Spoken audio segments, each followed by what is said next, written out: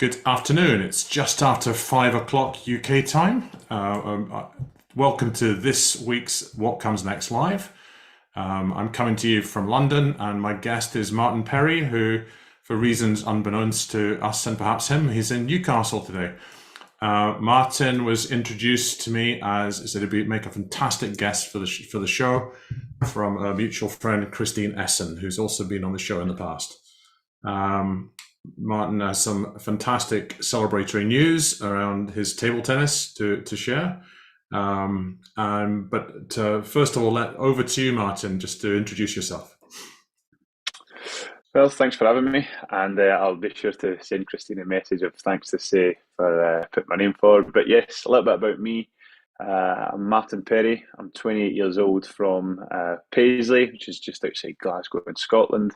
And a fun fact about me is that I was born with no hands and only one leg.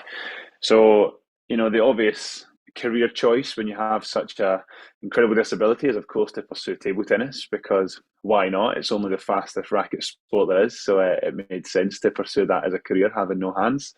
And it's certainly served me well, that's for sure.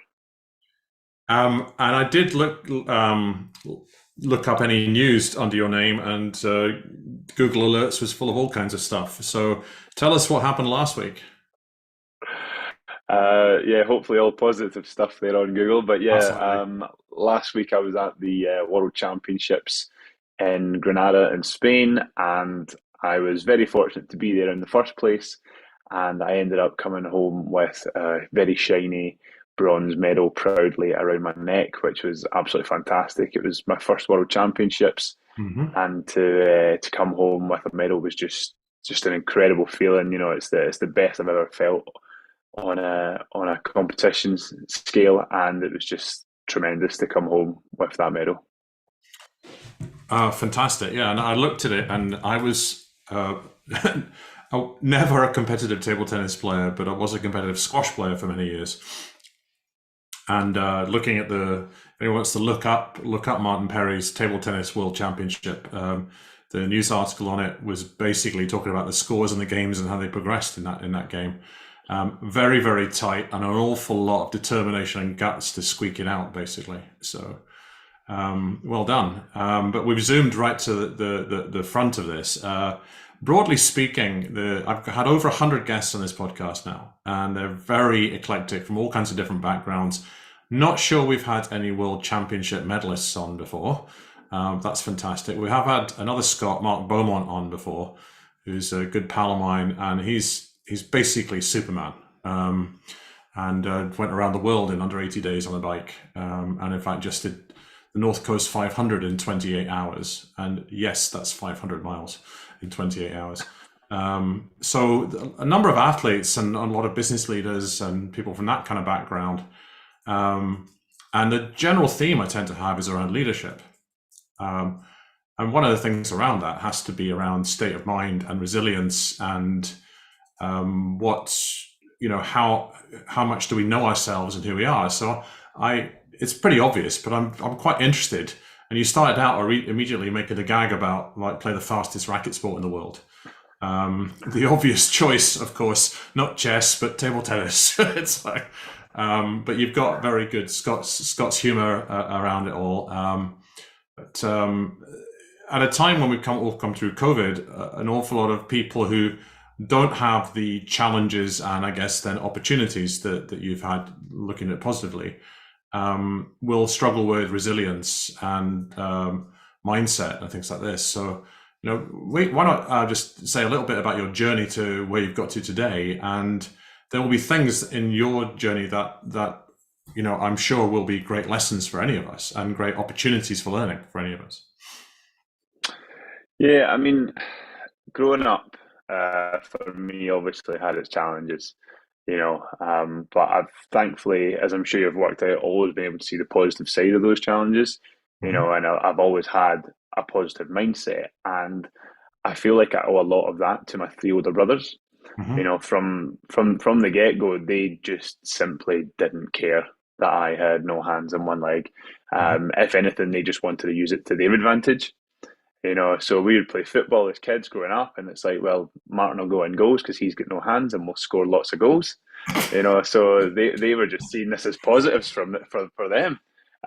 But what they didn't realize is that was making me more and more determined to Right. save their shots and to not have them winning. So a lot of my determination comes from my brothers and not wanting to lose to them, and Mm. so for that I can only thank them. But yeah, of course there was difficult times growing Right. up. When I had to have part of my leg amputated, on the shorter leg that I've already got. I was born with just over half of my left leg, but I never had a foot, and there was complications at 5, and then again at 10 years old, which resulted in me losing what lower half of my left leg I had. So I now only have to my knee joint. So that was obviously a very painful time for me, but again, my family was there, and they got me through it. They again didn't see this as a setback or something to feel sorry for myself about. They were just like, well, we're going to have to get on with it because that's life. If I sat and felt sorry for myself, I definitely wouldn't be doing what I'm doing today. So, I owe them an incredible amount, and I don't think I'll probably ever be able to pay that back. But thankfully, they're just so happy and proud to see me traveling the world doing what I love for a living, and I guess that's payment enough for them. But it's something that I guess growing up as a kid in Paisley with no hands and one leg, I never once dreamed that I would be a professional athlete. Mm. Para sport wasn't a thing for me growing up. It was just playing with my brothers. It was going to school and taking part in physical education classes. It was going to the odd Rangers match now and again. That was sport. That was my Mhm. life involved in sport. Um, but I knew that I loved competing. I knew that I had this crazy determined attitude whenever Mm. I played whatever it was I was playing. And that led me to play rugby for the school team. It's an able-bodied school playing seven-a-side rugby at 15 years old. We ended up winning the Renfrewshire Cup, which it got published in the local paper, and a member from Scottish Disability Sport ended up seeing that article, and in turn I got invited to a Scottish Disability Sport summer camp Mhm. where I somehow picked up a table tennis bat and just Mm. absolutely fell in love. If you'd told me that day that within 5-6 years I would be living and training as a full-time athlete down in England, and that I would be representing not only Scotland but Great Britain all over the Mm. world, I'd have definitely laughed at you because I couldn't even hold the bat. I could barely hit the ball, but I did it all with a smile on my face because Right. I'd never encountered table tennis before, and this was a new challenge. This was something new to overcome. But ultimately, I was having fun. That was the main thing for me. I was having fun playing table tennis for, lucky if it was an hour that day. And Mm. I managed to get invited along to Drumchapel Table Tennis Club. And from that first night, I was just so accepted at the club. They Mhm. really don't care your level, if you've got a disability or not, your age, gender, nothing. It's just everyone is so accepted at the drum, as we call it. Right. And I was accepted on day one, and it just sort of slowly and slowly took over my life. And about maybe a year in, I managed to get down to watch London 2012 Paralympic Games. I Mm. saw Paralympics GB win 2 medals that day, and I was like, that's it. This is what I'm going to do. I don't know how I'm going to do it, but this is what I'm going to do. I'm going to be like these guys and girls that I've just watched mesmerise not only the UK but the world. And I found a way to train almost every day, by skipping far too many university lectures. I sacrificed a lot, in order to be able to do that and to train every day. And after about a year and a half of witnessing London firsthand, I got a call, to say, look, do you want to come and live and train full time in Sheffield and be part of the British para table tennis family? And I absolutely jumped at the opportunity, and I haven't looked back since. And I've been all over the world now, and I've won over 60 medals representing Great Britain. And the one that fills me with the most pride is the one that I managed to win on Thursday, winning that bronze medal. I don't know if you've seen the celebration when I won the match, but I just about screamed my head off. I lost my voice for 3 days after it. If you watch the video, it was just such an amazing feeling being able to come home saying that I've medalled at the World Championships. I didn't see that, but I did see a picture you posted of the regulars at Drumchapel Table Tennis Club watching it live. And for the listening audience on the podcast who don't see Martin's face on video, I'm sure you can hear his smile, if that makes any sense. It's an amazing story, and I'll gloss over the fact that you're a Rangers fan, because that's not acceptable. But anyway,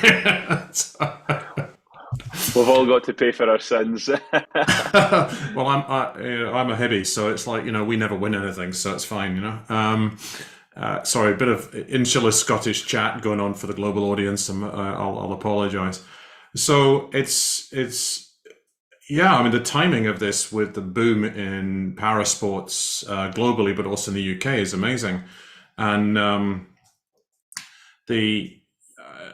one of my gigs is that I'm a FINA referee, which is the world governing body for swimming.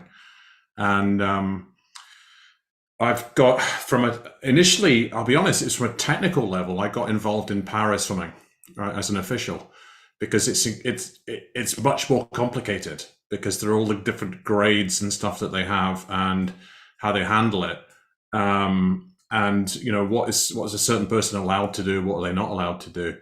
But what really struck me was I was at a meet, a specialist para meet that also has, because to get enough people in the pool, they also have Special Olympics there.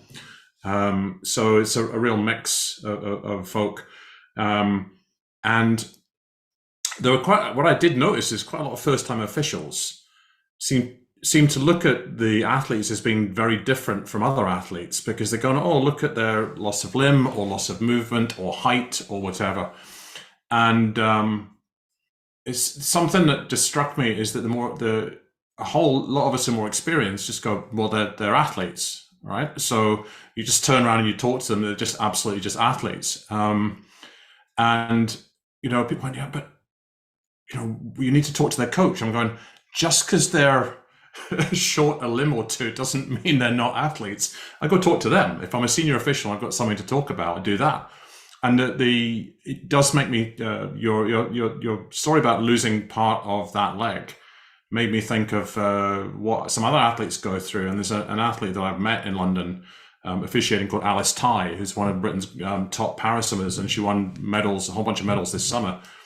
And she had both of her legs, the whole leg, but one of them was profoundly disabled, and she had to go ahead. The amount of pain she was in, she had to go ahead and get it amputated, I think less than a year ago. But it's like, it's not but, and it's just part of it was a very tough part of the journey, but it's just part of her journey. And it is quite, I'm inspired by athletes. I'm inspired by the effort they put in. The particular journey they've gone through, whether they're, whatever their bodily composition is, to me it's just interesting to me. It's like, it doesn't really matter. It's like, what are they like as a person? What are they like in the pool? What do they do with what they've got? And that's not to say it isn't truly inspirational. It absolutely is. It's truly inspirational to see people who've come through difficulties that I'm not even sure. I hesitate to use the word able-bodied. The able-bodied people don't even have any cognizance of. They know what it's like to train. Two of my sons were elite swimmers, right? But they haven't been through the same things. But I think at a certain point, it is what you are. It is who you are. And you mentioned there's a para table tennis centre in Sheffield. Is that right? So there's actually funding for the team, and that enables you to be professional at some level. Yeah, exactly. And a lot of folk don't believe me when I tell them that I'm a professional table tennis player. People always ask me, oh, what do you do for a living? I say, I'm a professional table tennis player. And then they say, yeah, but what's your job? And I'm like, well, I've just told you, I'm a professional table tennis player. And they're more amazed at the fact that I play table tennis professionally than the fact that I have no hands and I'm playing table tennis. And I think that shows the position that we've got to in the UK around disability and around para sport is the fact that no one bats an eyelid that Hmm. I have no hands and one leg. But what does raise an eyebrow is they go, "Oh, you can actually play table tennis professionally? That's a Mhm. thing?" And I'm like, "Yes, it is because I do it." So yeah, so we are a fully funded program through the UK Sport Lottery funding, based in Sheffield, and we've got a number of athletes there, all full time, coaching staff, physiotherapists, sports psychologists, you name it, we've got it, and it's a fully professional outfit, and it's something that I obviously was unaware of for such a long time, Hmm. but we are we're a very well funded sport. So keep playing the lottery because it helps. Right. That's where we get all of our funding, and it allows us to go and perform to the best of our abilities all over the world. And that's for every athlete that you see at the Olympic and Paralympic Games. Um, all of them, or just about all of them, from Great Britain, will be funded through UK Sport and the National Lottery. So, without that, without people putting their hand in their pocket and buying lottery tickets, we wouldn't have the success we have as a nation at the Olympic and Paralympic Games. Hmm. So you, as I understand it, you got a wild card into the worlds. I And did, but now yeah. It you've won was a bronze. What's next? Does that give you qualification or ranking points into into other things, or from a sporting what's next standpoint, is what's next? hopefully what's next. Hopefully, that would be good.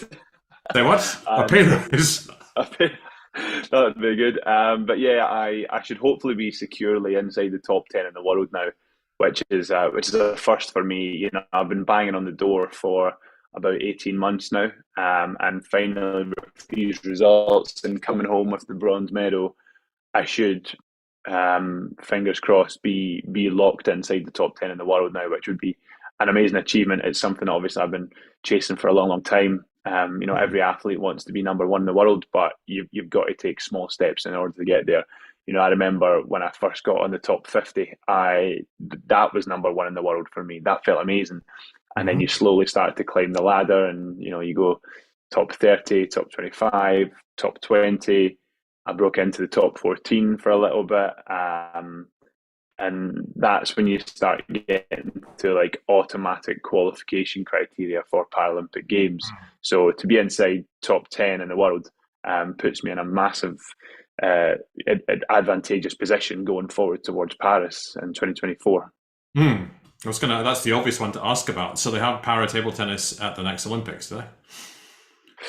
Yeah, yeah. So the next Paralympic Games in Paris is got table tennis. We're one of the longest standing Paralympic sports. Right. We're always very well represented. So there will be multiple events at Paris 2024. But next year we have the European Championships in Sheffield, which will Hmm. be great because I don't think we've ever had a home major championships in the UK for para table tennis. So we're obviously looking to put on a show for everyone that comes along. But Mhm. ultimately, if we perform well next year, then that will all but guarantee us a spot at the Paralympic Games. So there's still a lot of pressure on it, but also we get to put on a home games and show the world that the UK can deliver top elite sport, not just in able body, but obviously in the para side as well.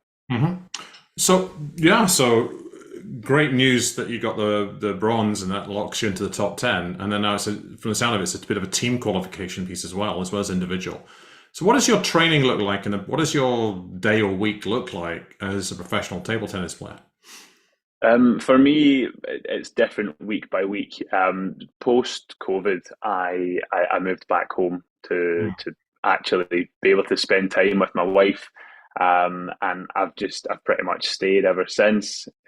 So yeah, it varied week by week. For example, this week being down in Newcastle, where my wife works, I'm not actually training on the table this week because I just got back from the World Championships, but I Hmm. will go to the gym every day.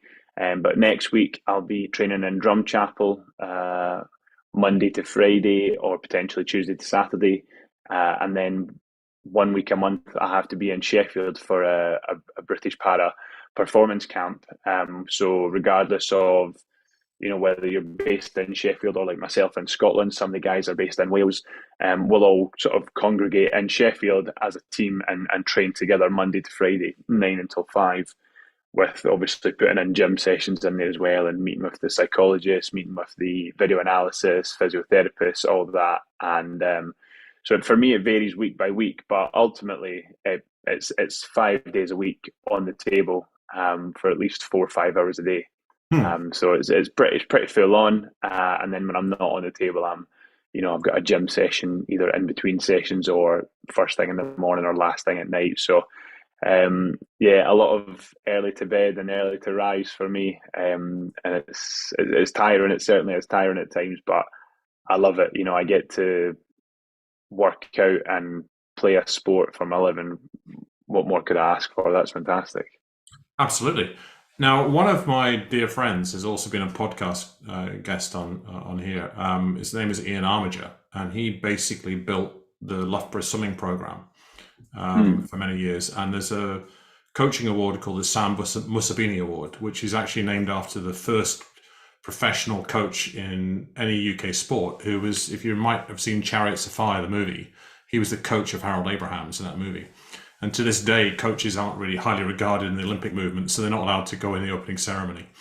But it's an award given to the top coach across all sports. And Ian won that a number of years ago. Amazing guy. And I asked him one time, you work with fast swimmers. They're already the fastest in their age group when they come to Loughborough. And they had something like 14 swimmers at London 2012, right, for multiple countries.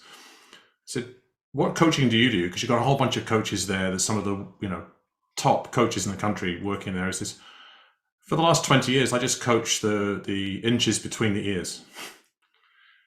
So I guess the thought for me is, having got into the world top 10 and having won, I'm not giving you much time to rest in your laurels, am I? But having just won a world championship bronze, there's always going to be the baseline of gym fitness, nutrition, rest, 4 or 5 hours on the tables, video analysis, etc.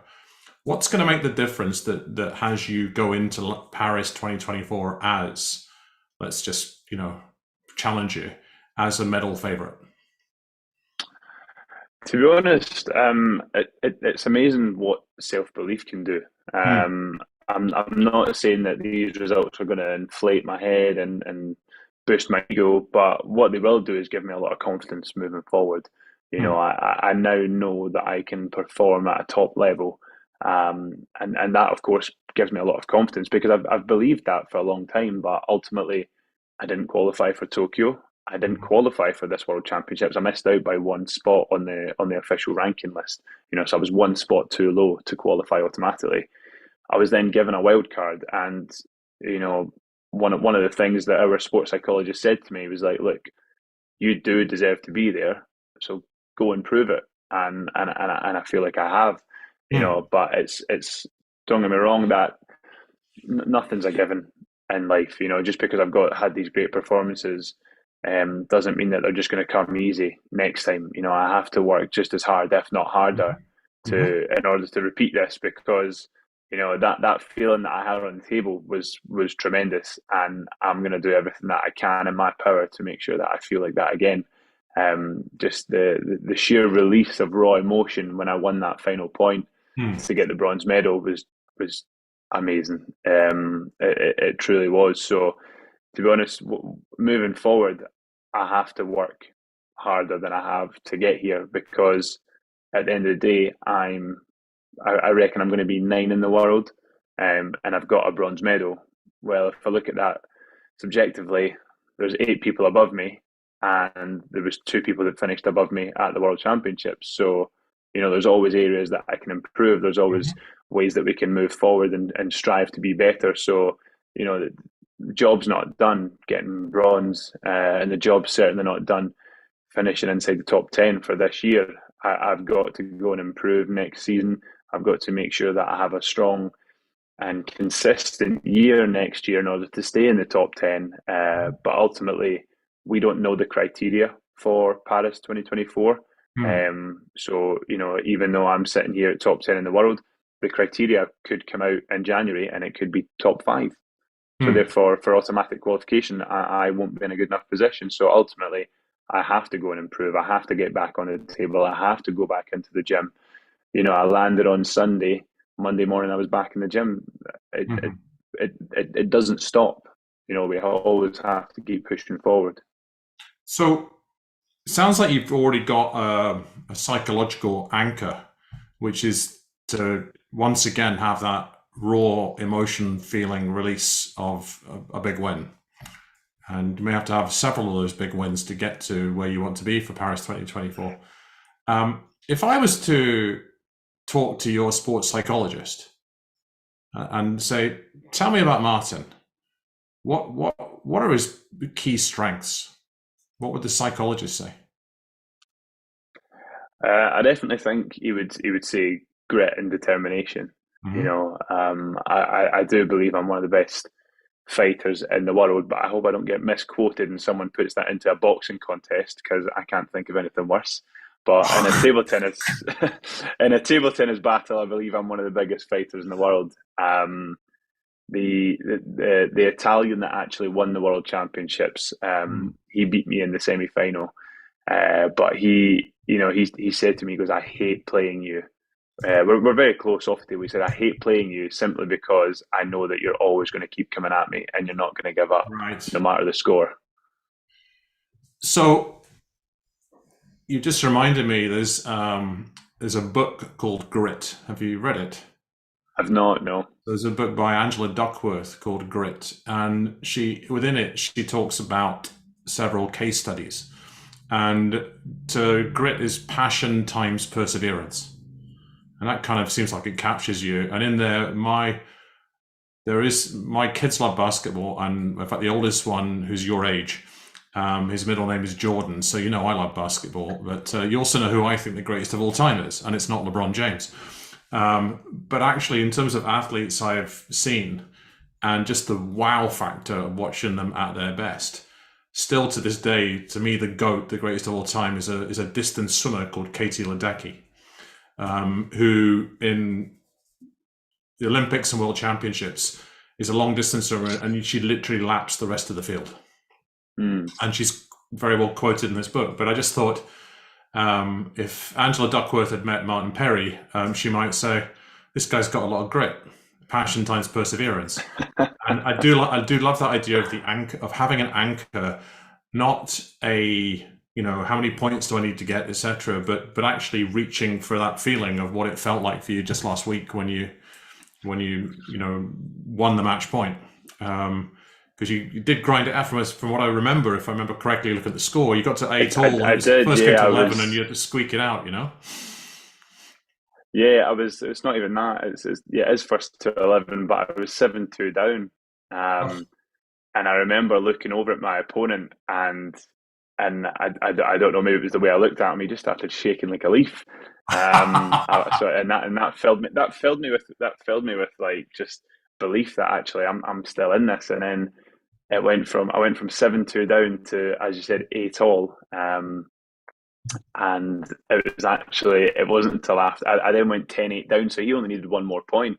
And I ended up winning that 12-10, which was amazing. But it wasn't until after the match that when I went 7-2 down, I found out that 2 of my teammates were taking a little wager on whether I would win or not. and to be honest, they both said yes, but they just didn't know the fashion that it was going to be. So one said that I would lose that set and it would go to a 5th set decider, and the other one said no, he's going to win this set from 7-2 down and he'll win 3-1. And so apparently, with every point that I won to go from 7-2 to 8-7 up, he was just like 1, 2, 3. He was just counting them up. He's like, and eventually he was like, "Yeah, there's like 6 in a row," and the other one just had his head in his hands, and he's like, "I've never wanted him to win so badly, but also lose at the same time." so it was good, and that was amazing. I'm intrigued by it, because I've got my own parallel experiences on a major event, not World Championships, but a major event. The two things, first of all, is that if your opponent looks across the table at you and goes, "He's never going to give up," right? You're already halfway to winning when that happens. But the question really is, when you were 7-2 down, how aware were you in the moment of the actual score, or were you just playing 1 point at a time? Well, both, to be Mm-hmm. honest. Obviously, I was aware that it was 7-2, and I was pretty upset at myself for that. But that just filled me with more determination. Who doesn't love a comeback story? So I knew it was 7-2 down, but table tennis, your average rally is about 3 shots. So to put that into perspective, if I serve to you, you return the ball, chances are it's going to be over before then, or the next ball will finish that rally. So the momentum can shift so quickly. So I knew, if I can get it back to, obviously going from 7-2, I had my serve 7-3, and I'm thinking, right, okay, if I can take 2 of his serves at 7-5, and then I'm serving again, the pressure's on him. So, that all happens in the space of about 20 seconds. So momentum massively shifts in table tennis so quickly. And, I was very clever. So in table tennis, every 6 points, you're entitled to a towel break. So when it went 7-5, I was entitled to a towel break. I didn't take it. I served really quickly, so my opponent couldn't take it either, and just kept the pressure on. So it was something that I knew I was down, but I knew if I kept the pressure on, I could really turn the tables. And thankfully, my tactics worked. I knew I was doing the right things. It just wasn't paying off in the first half of the set, and I kept chipping away and managed to win. So yeah, it was amazing. I played one match in squash. The rules used to be slightly different. They play similar scoring to table tennis now, but it used to be that you had to have the serve to score a point. And so when you were actually receiving serve, you were super defensive because you were just looking to get the serve back. And so one of the reasons they changed it is at the professional level, which I was not at, but at the professional level, the games could go on for 2 hours, and it just became attrition, right? They still could be 45 minutes to an hour. But back in those days, I played a competitive match with somebody, and it's best of 5. And the first game took 28 minutes, and I won it 10-8. And I walked off, and everybody went, "Well done, that was great." And I went, "I'm going to lose 3-1 now." It's like, and this wasn't me giving up. This was just me. I was playing somebody who, much like you didn't take the towel break, they were famous for never calling a let or having any stoppage. They were incredibly fit, and they just wanted to wear you out. So they didn't care that they'd lost the first game, because they lost the battle, but they knew they'd already won the war. And it was a unique and learning experience to me. Is like, okay, I'm 1-0 up and I'm going to lose 3-1. There was no mental side of it. I was physically broken. It's like, but no, great story. I particularly like the towel change story. So, fantastic to hear that I also was not aware that Britain had a fully funded table tennis team, and that you're able to be a professional athlete, travel the world, win 60 medals so far. To 62. Not that I'm counting. 62, not the accountant. It's always the next one, right? So let's just count me and the audience who'll be listening to this podcast in the week to come among your growing list of supporters and fans who'll be looking to see you wearing, I guess in that one, the Union Jack uniform in Paris 2024. So absolute pleasure. What I always like to give my guests the sort of final words or thoughts. What final thoughts might you have for the podcast audience? Just find something that you love, whether it be as a hobby or whether it be something that you want to pursue, and give it your all. I picked up a table tennis bat, not knowing where it could take me, but I loved it and I enjoyed it, and I've been privileged enough that it's took me all over the world. So find something you love and keep doing it. Words of concise wisdom. Many thanks, Martin. It's been an absolute pleasure. Thank you. Thank you very much.